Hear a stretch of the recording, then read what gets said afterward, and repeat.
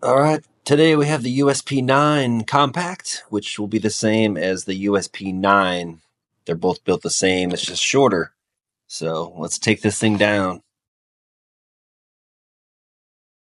All right, we're going to make sure it's empty. We're going to pull the slide back, pull back twice. You can see that it's empty.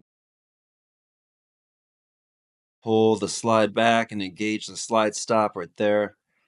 Turn it over, you can see the end of the slide stop goes through the gun in that recessed area, and we're going to push that in, kind of like an AR takedown pin. Using a little plastic tool again, just to not scratch, even though it is a polymer frame.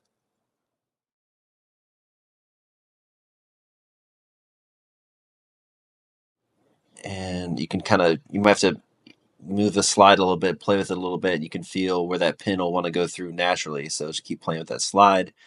Now you can see it pops out, still holding the slide with one hand. Let it off the end. And there we have our lower, the USP series, the USP9 right there is the lower, all polymer.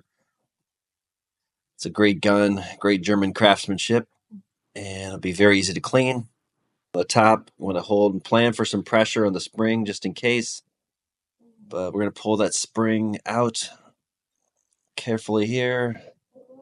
It just pushes up off of the rail. Let's push the spring up, or pull it up, I should say. Came right off, no pressure.